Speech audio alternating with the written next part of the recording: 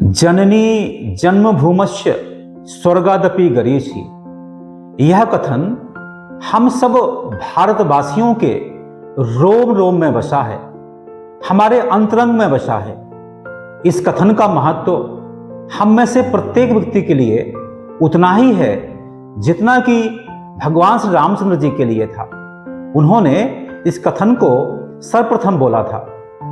हम में से प्रत्येक को अपनी माँ और मातृभूमि से बहुत प्रेम होता है, बहुत आदर होता है, बहुत सम्मान होता है। यदि मैं कहूँ कि हमारे नौगांव में जन्मे प्रत्येक भाई बहन को उतना ही प्रेम होगा जितना कि भगवान श्री रामचंद्र को था, तो कोई अतिशयोक्ति ना होगी। इसके बावजूद भी मेरी हल्की सी शिकायत है कि जब हम हमारे नौगांव के अतीत की ओर झांक कर देखते हैं तो इसका अतीत स्वर्णिम था, गौरवशाली था। नौगांव आजादी से पहले पॉलिटिकल एजेंट की ये सेंटर था। 36 रियासतों के राजा यहां पर आया करते थे। उसके पश्चात जब देश आजाद हो गया तो यह विंध्य प्रदेश की राजधानी बना। उसके पश्चात इस नौगांव में संभाग स्तर के अनेक ऑफिसेस थे, जिसमें पीडब्ल्यूडी विभाग, मत्स्य उद्योग का विभाग, सिंचाई विभाग, ऐसे अनेक विभाग थे, एक्साइज का विभाग। नौगांव का पॉलिटेक्निक यहां पूरे मध्य प्रदेश में फेमस था। लेकिन धीरे धीरे धीरे यह सारे ऑफिस नौगांव से पलायन कर गए और जो हमारे राजनेता थे वह सभी तमाशा देखते रह गए। ऐसा बहुत वर्षों तक हुआ कि हमारा नौगांव ने कोई नेतृत्व नहीं दिया। लेकिन नौगांव में जन्मे जो लोग पॉलिटिक्स में थे वो इतने बौने भी नहीं थे कि उसका प्रतिवाद ना कर पाते। मुझे अफसोस के साथ कहना पड़ रहा है कि नौगांव में जन्मे जो भी भाई बहन राजनीति के क्षेत्र में अग्रणीय थे, उन्होंने उतना प्रयास नहीं किया, उतना विरोध नहीं किया कि सारे ऑफिसेस इसी नौगांव में रह जाते, नौगांव का गौरव बने रहते। ऐसा हो नहीं पाया।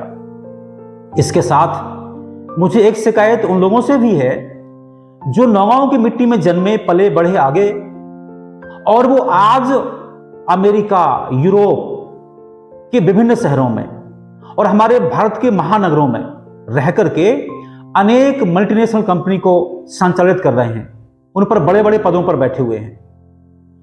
पर वे नौगांव के स्थापना दिवस पर कुछ संदेश भेजकर अपने कर्तव्य की इतिश्री कर लेते हैं। काश इस नौगांव में जो अनेक युवा पढ़े लिखे हैं, योग्य हैं, उनके लिए वो गाइड करें, उनको प्रोत्साहित करें। तो ऐसे 50 युवा इस नौगांव में आज हैं जो अपनी ग्रोथ पा सकते हैं, आगे बढ़ सकते हैं। मैं बड़ी विनम्रता पूर्वक उन सभी भाइयों से प्रार्थना करता हूं जो अमेरिका में हैं, यूरोप में हैं या भारतवर्ष के बड़े बड़े शहरों में हैं, वो अच्छे पदों पर हैं, अच्छे मुकाम पर हैं। मैं उनसे प्रार्थना करता हूं कि जो नौगांव की आज युवा पीढ़ी है वो रोजगार के लिए भटक रही है, योग्य है पर काम नहीं है।